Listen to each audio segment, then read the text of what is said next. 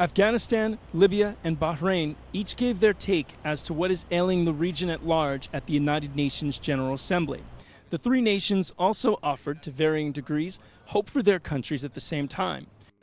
This is a view shared by Bahrain's High Excellency Sheikh Khalid bin Ahmed Al Khalifa, who spoke of extreme difficulty in the Gulf and beyond, yet found a moment to thank King Abdullah bin Aziz for his efforts. Concerning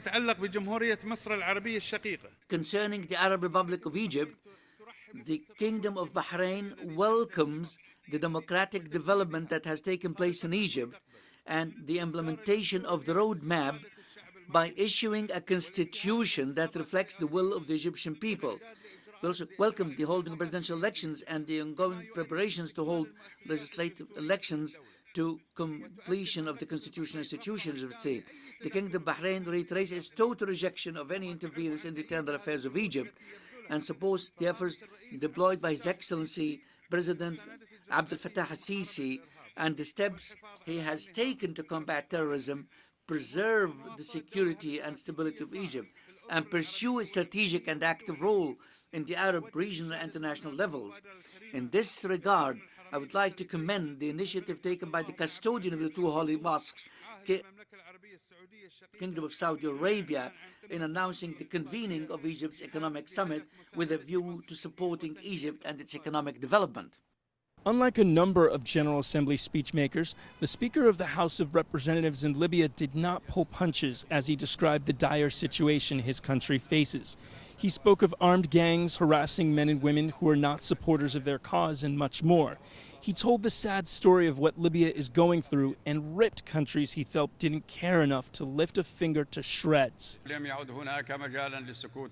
There is no time to keep silence on the terrorism on Libya, and our people cannot endure anymore the assassination, belittle and fairness and suppressive freedom and the violation of human rights against Libyan people, so that international community either to support the eligible elected authorities and activate Security Council Resolution 2174 that impose sanctions against who stand against political process unstable the security and who seize on state institutions, or they should say that Libyans should face the terrorism alone, and in this case the whole world should get the responsibility results. Few countries on this planet are in worse shape than Afghanistan. Yet, like other trouble spots in the world, there's a ray of sun.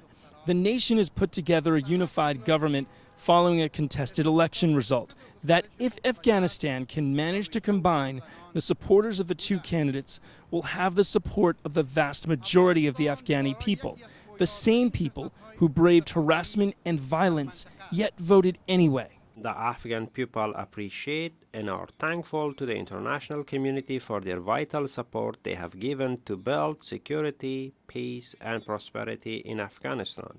We are looking forward to continued mutual cooperation with the international community to protect our achievements and ensure sustainable of strong partnership. The transfer of security responsibilities from Afghanistan, from international forces to the Afghan National Security Forces for the whole of Afghanistan that was launched in the summer of 2011 will be achieved by the end of 2014.